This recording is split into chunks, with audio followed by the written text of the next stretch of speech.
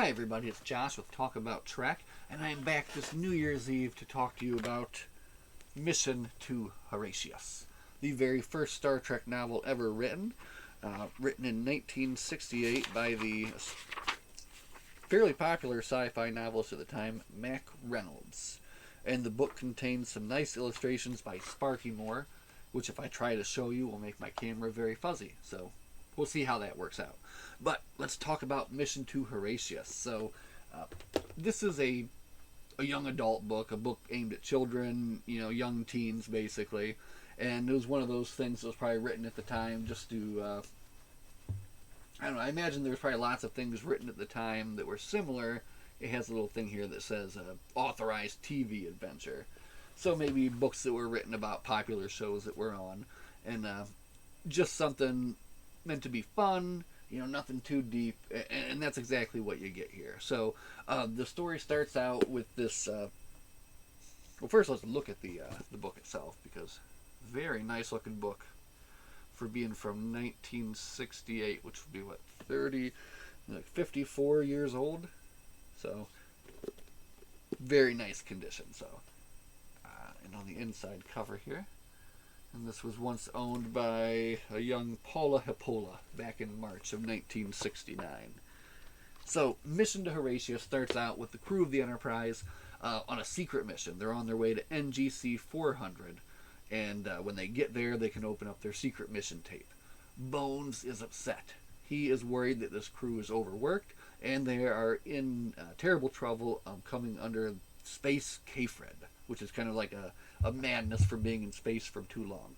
They need R&R, they need to get off of this ship, and they have been going on continual missions for a very long time. The ship itself is strained, the ship needs repairs, so he is kind of going in protest. This is not a good time for this. But what are you going to do? Orders are orders, and they're on their way. Sulu, who was manning the bridge at that time, has a little rat in his shirt. Little rat name is Mickey. Kirk at first is like, what are you doing with this rat?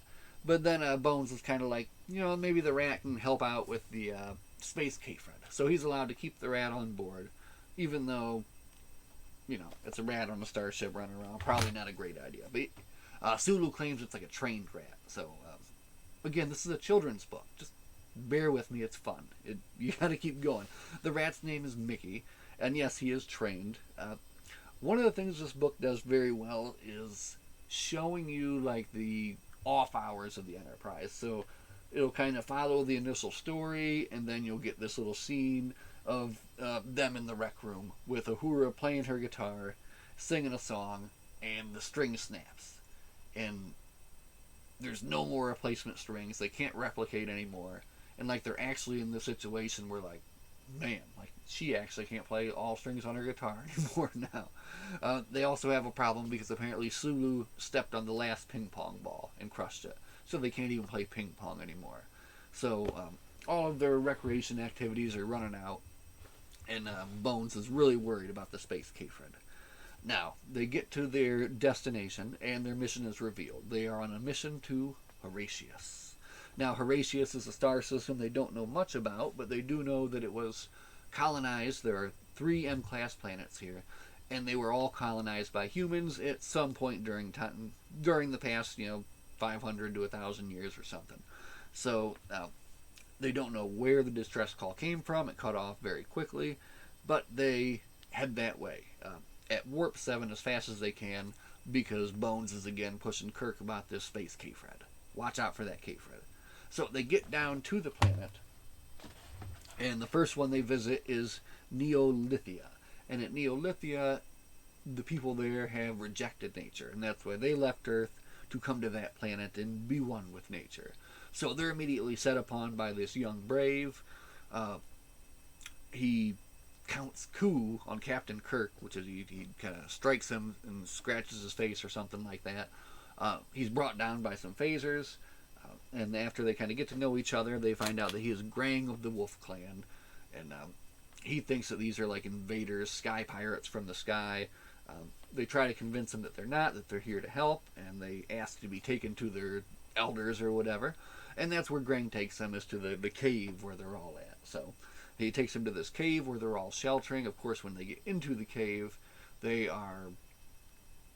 lose signal with everybody. There's something radioactive in the rock, so there's going to be no transporting out of this one. So they meet with the elders, who basically judge them immediately guilty and sentence them to what is called the long death.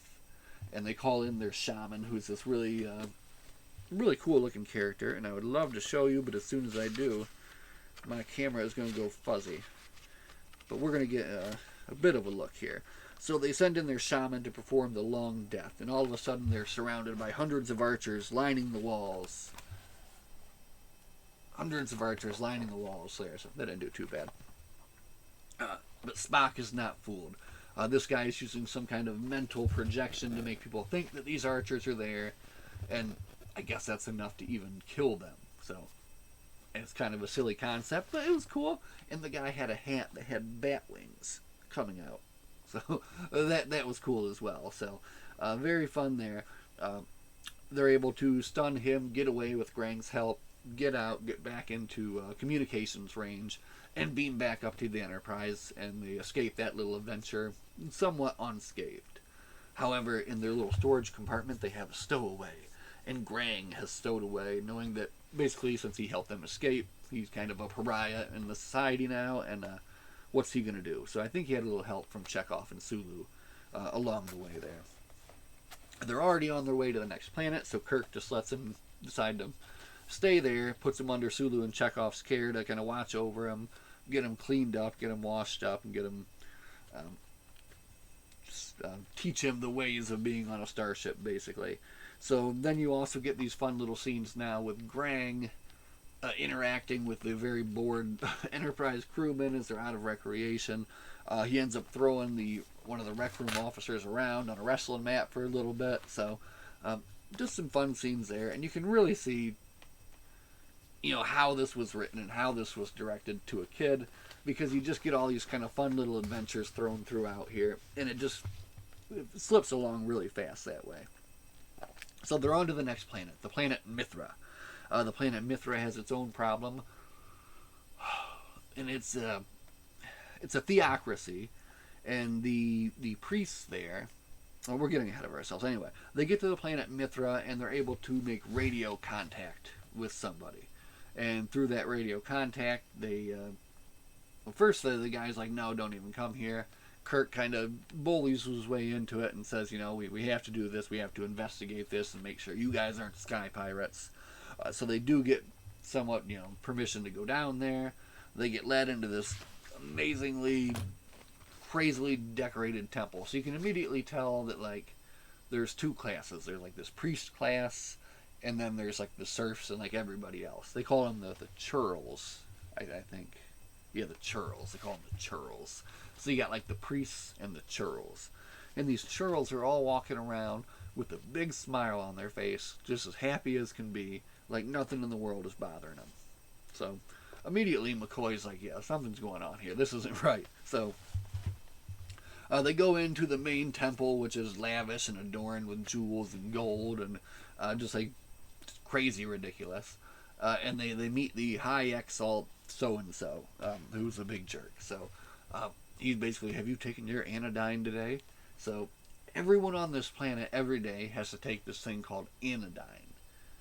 And they're like, you gotta take your anodyne. So they give him some glasses, so here's your anodyne, and Bones is like, whoa, hang on a second. But Chekhov, the fool, has already drank some of the anodyne. Everybody else didn't, of course, but Chekhov is immediately put under the control. He gets a big goofy smile on his face, and the guy's like, give me your weapon, young man. And Chekhov just hands him the weapon, so... Oh man, they're caught up again now, right? So, they're caught here on Mithras now. And basically this guy's plan is, I want to take over your ship. And, no, I don't think he wants to take over the ship. This guy just wants he wants them all to drink the anodyne and become like the churls. So basically what's been happening is that on this planet, this priest class has enslaved the rest of the planet by giving them this thing every day that just makes them do whatever they say. And they hoard all the power and they hoard all the wealth. And they got Kirk, Spock, and I think this is Kirk, Spock, and Bones maybe there. Chekhov and Sulu, and they're in a bit of a pickle now. What are they going to do? Now, these guys do have weapons of their own, which are like a crude phaser, but nothing comparing to what the Enterprise crew has. Kirk, with some quick thinking, the guy's like, well, what else do you got? So he pulls out his communicators. Well, I got this. And he activates it, and he says, well, if I had any way to get out of here, you know I would do it. And then all of a sudden, the whole crew is just beamed up safely back to the ship. So as he activated it, it must have went straight to the transporter operator, who heard him saying it, picked up on the clues, beamed up Kirk and crew, and they're able to bring Chekhov back down to Earth, and also find the antidote to this anodyne, which is basically like Bones compared it to LSD. So he was just making these people just trip out all day, and they decide that they can't just leave that situation as it is, of course. So they manufacture the antidote, beam it into the water supply of the main city, and then they leave. So hopefully that all works out. They don't really go into very much detail about it, but I think it's probably fine. It's at this time Mickey the rat turns up missing, rat-napped. So Sulu is on the search for Mickey, who is gone. So now they're down to the one last planet. You know it's got to be that one, and this is called Bavaria. Bavaria, something like that. Anyway, the last planet is basically like 20th century Earth. You almost kind of figured you were, even before you got here, you knew this was exactly where we were leading. So, actually, it'd be a little bit more advanced. I think they described it as being like 100 years behind the current Federation. So, they beam down to the planet, and immediately, for me, it kind of gave me the vibes of like space Nazis. They were from, they didn't say exactly where they were from on Earth, but they referred to each other like Fraulein, and so I think the author was definitely trying to give you the space Nazi vibe. And the guy's name too was Nummer Ein. Nummer Ein. That was your villain here on the final place. So Nummer Ein agrees to meet with the crew of the Enterprise only after his phasers fall pitifully short of doing anything. Basically, he says, if you guys don't leave here, I'm going to blow you out of the sky. Kirk says, well, give it your best shot. And he turns the shields on. The guy blasts his phaser for something like 15 minutes. Nothing happens. And then he's like, okay, we'll meet with you. So Kirk and crew beam down to meet with Nummer Ein, and they kind of see what's going on there. And again, you get a strange situation. They see like first off, the population of the planet doesn't match up with what it should be. They just got there 100 years ago. They arrived with a certain amount of people, and now it's like exploded into so many more. And then when they get down to the planet, they can see like a lot of these people are like very similar looking. So they're thinking maybe a lot of inbreeding, something like that, you know. And the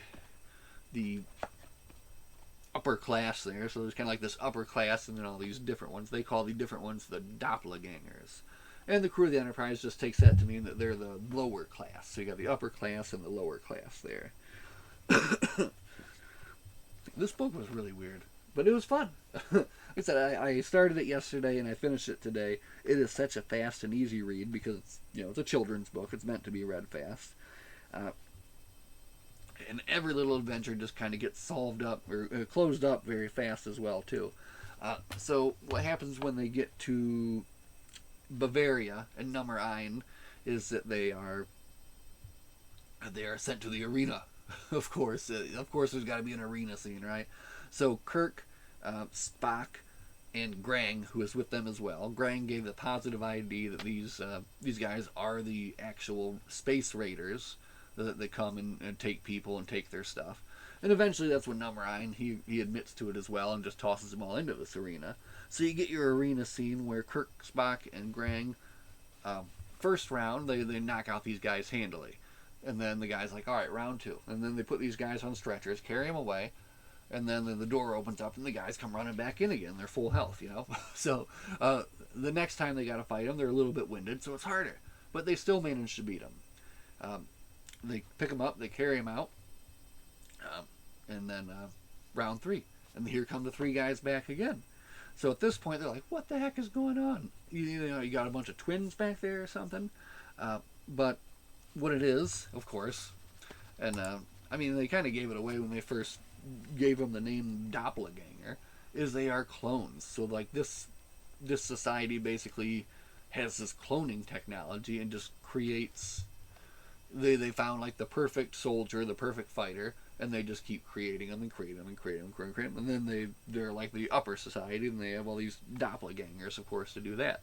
Uh, Before the arena scene, it's revealed that Number Ein's daughter is the one that has actually sent the distress call. She is no longer happy with the situation on her planet and how things are going on. So she wanted a way to possibly change things. So that's why she had sent this. So yeah, that's it. The elite there are called the Herr Elite, and then the Doppelgangers. So I was looking for the girl's name here because it has completely slipped my mind. And good Lord, it just keeps saying the girl in here. But she does have a name, and she is she's the only female character that they actually meet, I think, when they're on a planet. So, but I digress. Now that adventure. Okay, so they are currently fighting in the arena. They've got past round 3, and Nummer Ein decides to give them a 1-hour break. During this 1-hour break, they kind of confer, excuse me, with everybody, and they think they've figured out that these aren't the same guys getting back up. There's something else going on here. But luckily, they are rescued at that time by Anna. That was her name. Her name was Anna. Anna comes in with some of their recovered phasers and a communicator and says, "Let's vamoose and get out of here." And she leads the way to what is the central cloning chamber, or whatever it is. And they're trying to like figure out what's going on. And Spock's like, "Well, if I had a little bit of time, maybe I could figure out what this is and how it works." But they do notice that there's this big red switch that's got like a cover over it. It's like, be careful not to press this switch. So I think in the end they worked out that basically if they press the switch, it would erase the patterns of all of these doppelgangers, which would then cause all of the doppelgangers to just disappear. They would just vanish. So they do that, and then they leave. So these 3 adventures are just very fun. Very strange, and just like very quick little things. They're kind of like in and out, and they're solved easily with a little switch, a little something here, something there. But again, that's what you're gonna get. Now, you think that's the end? That's not the end, because Mickey the rat is back. So Bones is still very worried about the space K-Fred. The space K-Fred is getting worse. Even though they've completed their mission, they have weeks before they are back at space dock. And he's actually got some people that he has put in isolation because this space K-Fred is so bad. So he is more and more worried about that. More and more people are showing symptoms. All of a sudden, Mickey the rat shows up again, and now he's dancing down the corridor spotted by Chekhov and Sulu. Bones freaks out because you know what dancing rat means? Bubonic plague. So now he's got the whole crew going nuts trying to search for this rat because of the bubonic plague. Then he comes, I think Sulu comes up with the plan. Everybody suits up and they fill the ship with chlorine gas, and that would definitely kill the rat for sure. He's dead. They got him. Yes. So then then they stop there, and then they go along for a little bit. Maybe things are getting a little bit better. That kind of gave them a diversion for a little bit. The K-Fred starts coming back, and more crew is getting anxious. All of a sudden, Mickey returns. How could he be back? Impossible. Now the crew is going nuts. They're going on these hunts, and everybody is just devoted to catching and killing Mickey before they catch the plague. Because if they get the plague and they get the space dock, then they'll be quarantined. Bones is all like, "We don't even know how to cure the plague. All that information is from so long ago." So like this whole last part of the novel is very, very silly. Until you get to the very end, where it's revealed. Oh, of course, they do find Mickey at the end. And then they put him in the waste disposal unit, disinfect everything very well, and make it back to space dock safely. In the end, in the aftermath, they do reveal that Mickey was basically Bones' plan all along to keep the crew from going crazy from the space K-Fred. But then the real question is, did they really kill Mickey? I think they did, because they don't ever say anything. So, poor Sulu's pet Mickey, dead. I think they got him. But anyway, that was Mission to Horatius. That was the first book ever written for Star Trek. Again, written in 1968, and definitely a fun little read. Like I said, bear in mind, you're reading a book geared towards children, young adults. You're reading a book that was written before the series was even popular, really. I mean, this was written before it was canceled. So, at this time, probably not too many people were even very familiar with it. You know, I think it got most of its popularity during the time when it was on reruns. So, very cool, though. A piece of Star Trek literature history, and definitely glad to have read it. So, that was Mission to Horatius. We are counting down to the new year here, coming very quickly. So I want to wish everyone there a happy new year, wherever you are, and I hope it's a good one for you. And a happy new year from my family as well. So, as always, everybody, thank you so much for watching. Live long and prosper, and we'll see you in the new year. Bye.